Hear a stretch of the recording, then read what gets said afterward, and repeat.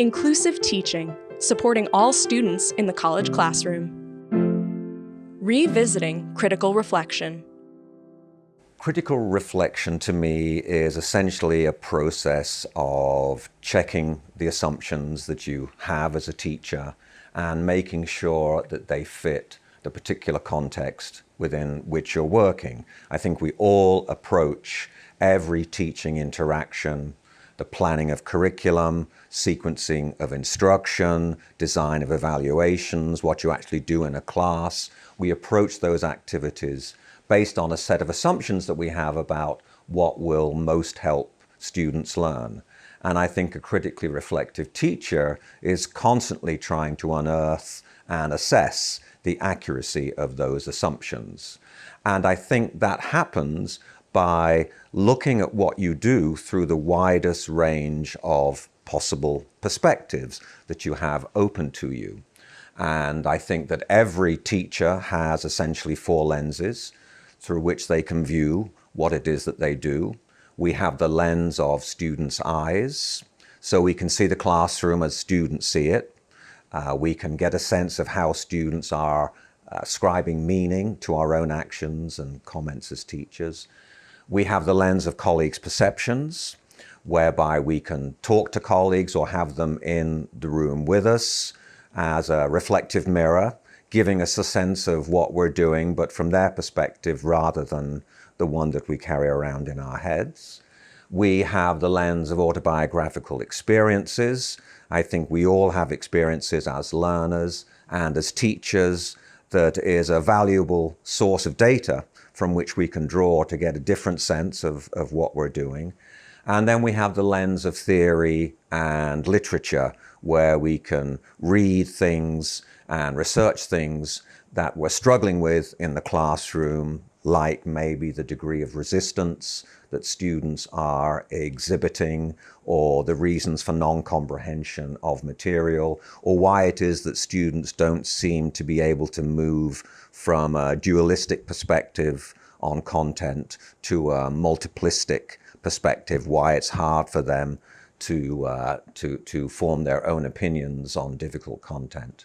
Another important point I really want to make in terms of beginning that journey is that this is a journey of pure imperfection, right? Myself included. I don't want to come across as a prophet who sort of figured out the cultural competency thing, and I'm here to tell you how it works, and so therefore you're on some sort of linear pathway to full competency. I believe a term has been floated out there that replaces competency called humility, right? Which implies that there's no sort of endpoint, that as much as you keep reading, as much as you try doing the right things, you probably will stumble, right? And this is an artifact of our physiology, not our intention. So be prepared to mess up and be prepared to be in dark places depending on where you are on this question. But the key is to always keep reading and keep trying to get better. There's a number of books out there that I would suggest that provide various points of entry depending on your level of sophistication on this question. Some of those books you might read, like for example, Wisdom of Value by Claude Steele. You may not have heard of Stereotype Threat before you read that book. I know I certainly hadn't when I read it back in the late 2000s. Books like Stamped from the Beginning by Dr. Ibram Kendi, is much more exhaustive, but it gives you a very different perspective of how ideas of difference in race came about, etc. And I think the first place to go is there.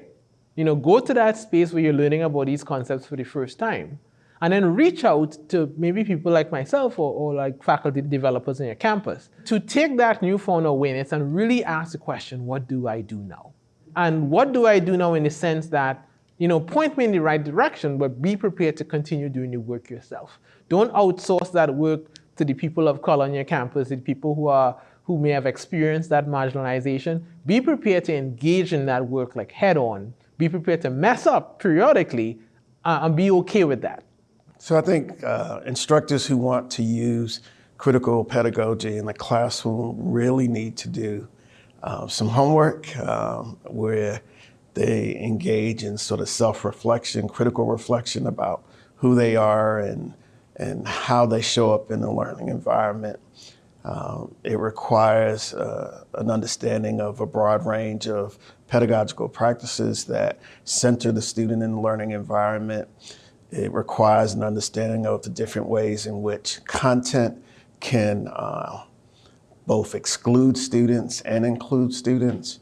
It requires an understanding that learning occurs in relationships, and that in order to facilitate powerful learning environments, we really have to build community in the classroom.